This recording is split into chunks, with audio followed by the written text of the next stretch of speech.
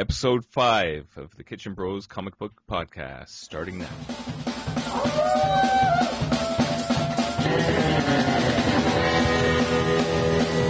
Alright, So I'm Mike Kitchen. and I'm Blair Kitchen, and together we're The Kitchen Bros.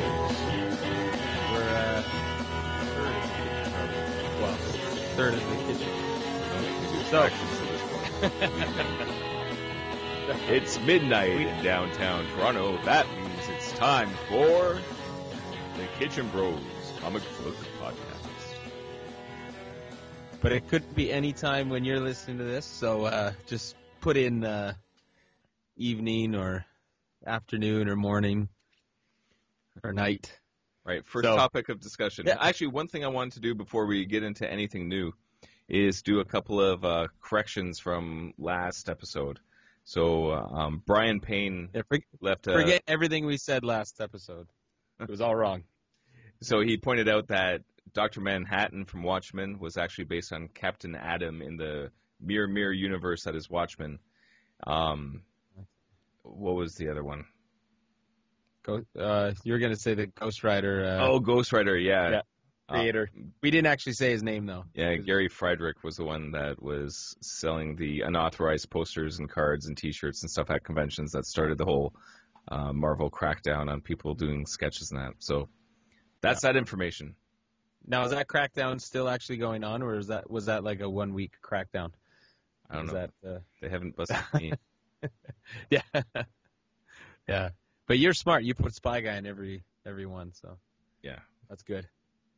So, yeah, well, I wanted to talk about a little bit about. I'm excited as all heck. I haven't seen the Avengers yet. I'm gonna go see it on Friday with the family. You, on the other hand, saw it yesterday, was it? So, and it gets Alter Studios approval. Two thumbs up. Best superhero movie ever. Really? Oh, better than Tim Burton's Batman #2? No. No. Don't get me started I can't on wait. Danny DeVito as the Penguin and yeah. We've come a long way. Well, okay. What about Superman? Superman 1. Like the You're asking, is it better than Superman? Christopher Reeves. Yeah. I think it is. Yeah. That was a pretty darn good movie. It was good. That comes a close second, but you know what I always hated about that movie is Lois Lane. Oh, yeah?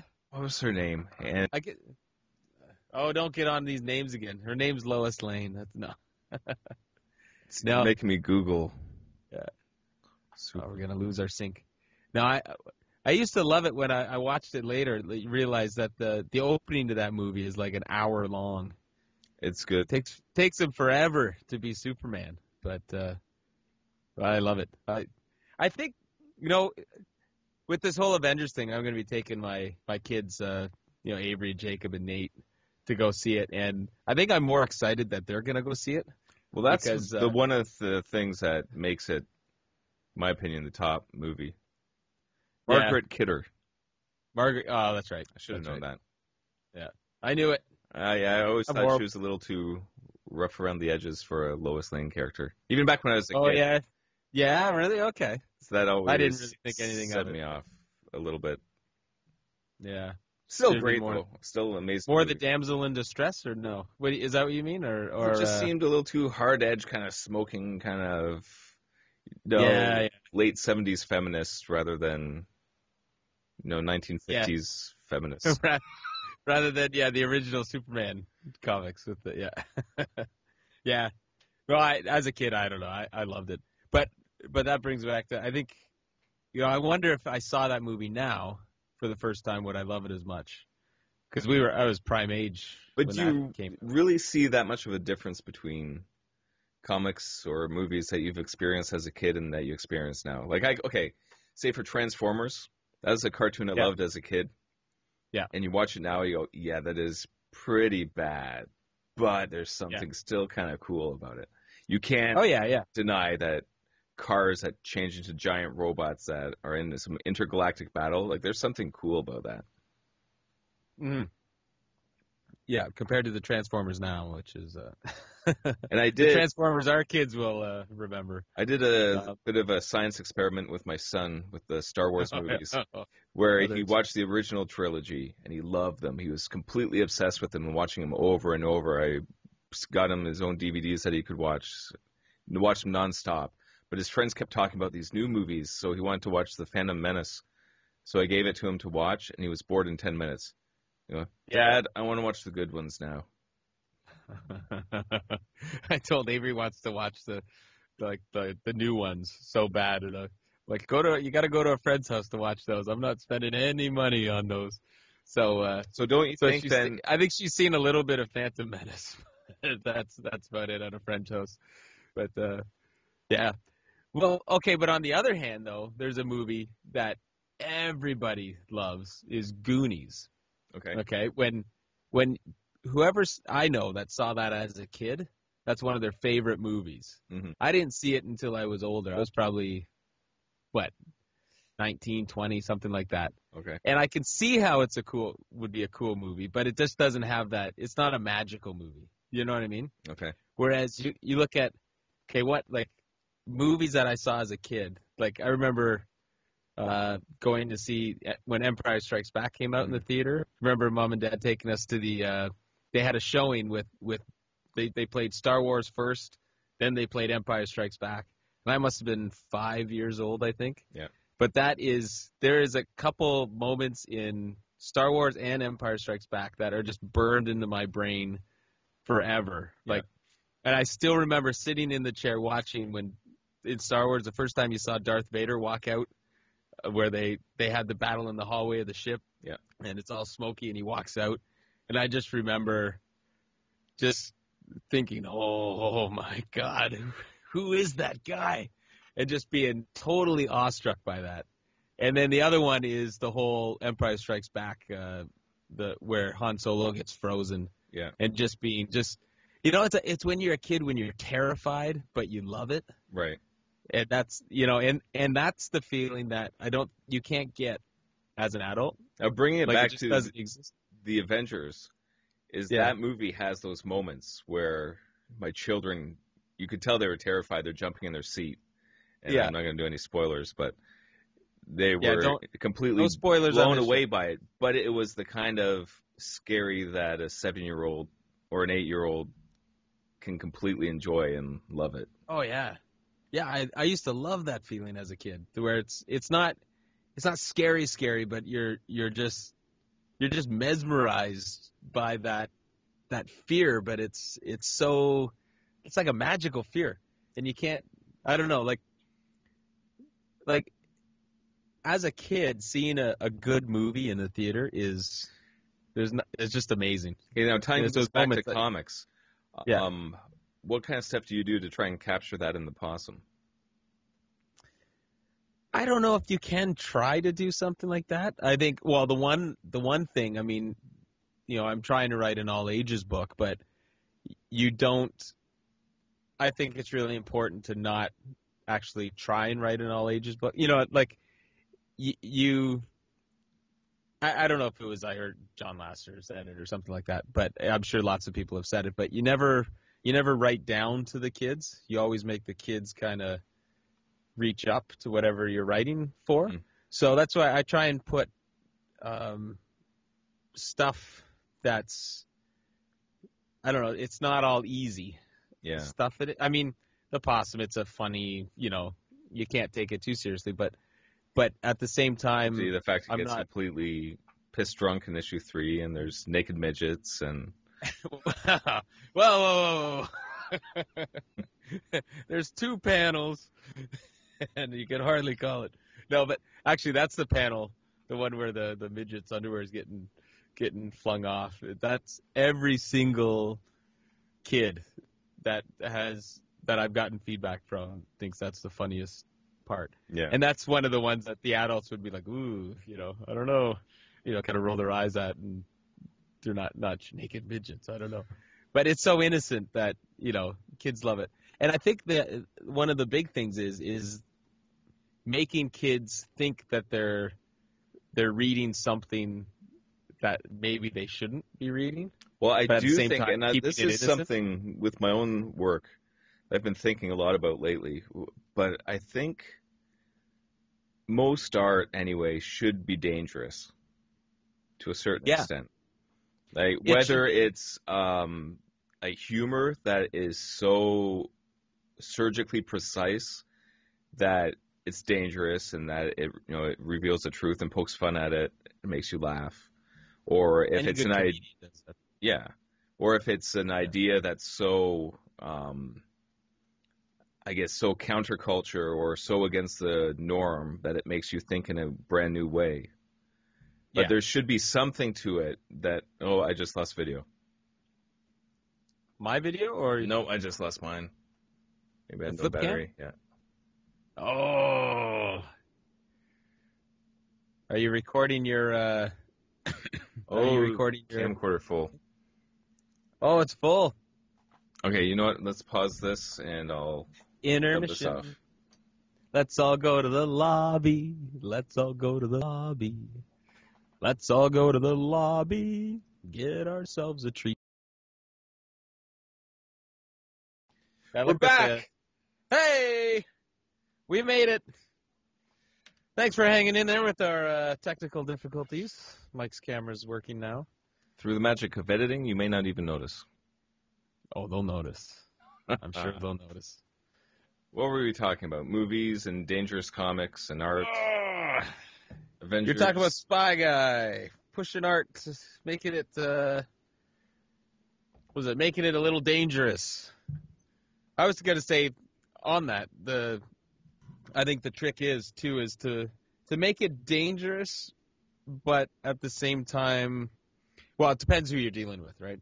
Dealing with kids comics to make it a little dangerous, but at the same time make it still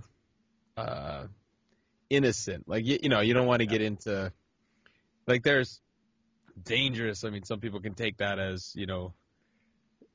uh, I don't know, all the blood and guts and or just like curse words for curse words' sake and things like that. But I think as long as it's real, like Yeah, dangerous and real and not talking down to kids and yeah, I like what you're saying, like kind of going, it's okay to go against the grain a little bit and make people think and same thing with kids, right? But yeah, there is a fine line, I think. Does that make sense? Is that yeah. Like uh, in my mind, the stuff that where it gets too gruesome, it's not so much just dangerous; it's also evil, and you don't want to create something that's evil. yeah, yeah. I feel that way too. I think, but saying that, I mean, everyone has their own value system and their own, this is what I think is right, and so obviously, whatever I think is right, I'm going to put in the put in the Right. comic. And that's what Um, art should do ultimately is yeah, to explain your view of the world and like this is how you see it. Like, in my Ultras Manifesto, I wrote a good, well, I forget how many pages, whole lot of pages on all those ideas. yeah, yeah. No, I think that's I don't know. You want to make people think. You want to make people, especially kids, you want to make them grasp for something a bit more, a bit higher than what they're usually given, Yeah. and so I don't know. What about okay? So you for Spy Guy, right? Hmm. You how do you treat that? You because at first it's funny. Like at first you started out with the viewpoint that you wanted it more well edgy and you were almost writing for an adult audience. Do you think, or did you always have kids in mind? I was always And trying has to, that changed over I was the years? always trying to write a comic that I would enjoy. Mm. Um, and I'm just looking at my thing. I'm running out of battery, so we'll probably have to end this pretty soon. Okay. Um, but yeah, I was always trying to write a comic that I would enjoy. But then, as you get older and you start realizing there will be younger people looking at it, which kind of changes your view. Like it's an interesting perception between being a child and striving for something that may be a little beyond your grasp, and being a Yeah. parent where you're actually becoming more protective, Yeah. right? So whereas one you're kind of reaching for the unknown, and the other one is you're kind of protecting from things that you know are already out there. So it's a interesting balance, and I think I went through that with the Spy Guy comics a little bit, right? You know, Yeah. when you get an 8-year-old that wants to buy a comic at a convention, you wonder, like, oh, I don't know, is it right to give it to them? You know, Yeah. I'm fine giving it to my children because I know what's in there and I know it's the way I see the world and everything else, but Yeah. you don't want to Yeah. force it on a child. In my mind, Spy Guy was Yeah. always for a 12-year-old me. Yeah. Yeah. The 12-year-old you who would have gotten into Cerebus or something Right. like that. Like I remember reading Cerebus, and I mean I don't even know what the whole gender stuff. I mean just the content of Cerebus was. I mean, they had. Wait, hold on a second. Hold on a second. We're having more tech problems here. Oh, Okay, audio's back. audio's back. Hey. So are we gonna keep going? Okay, let's just wrap it up. Okay. So finish your thought, Actually, and then we'll. well, my one thought was I don't know how old I was when the Cerebus was it Melmoth the issue came out with the Yeah. cockroach sitting at the Yeah.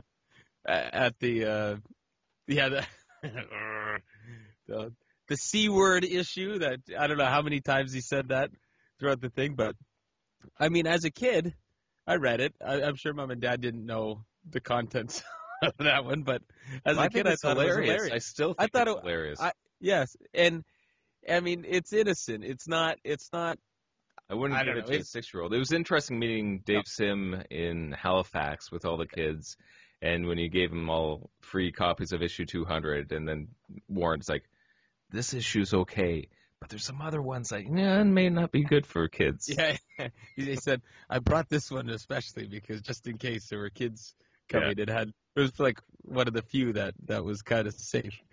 But you know, I don't, to each their own. But I'm not all for over censoring things. I think as a parent you have judgment and you know certain words in certain contexts and is fine. They're gonna understand that stuff eventually. So yeah. I wanted to do this before the battery completely runs out, but here's a What do comic you I got there? picked up the other week. It's massive. It's called The Pterodactyl Hunters in the Gilded City Oh, is that? by Brendan Leach. I hope I'm saying that Oh, right. okay. It's really interesting because it's actually printed on newspaper. Nice. So, looking through it. That's cool. Hold it up to the webcam. I can't see it. Ah, okay. That's cool. It's on news. Oh, that is massive. Wow. Mm-hmm. That's awesome. That's really cool. I saw that. It's one of those books that's like, I wish I made that. Well, we Nice can job, make. Brendan. Yeah. Yeah, maybe. Now get off your butt, stop doing podcasts, and start making making a cool Spy Guy one like that. And then the other comic I got that I was really impressed with, I can't talk anymore. Technical problems. But it was The Shadow by Garth Ennis. And that was a really good one. It's reminded me of his stuff on the Punisher Max series, which was one of my favorite Oh, runs. he did the Punisher Max. Eh? Yeah. Okay, cool. Right on.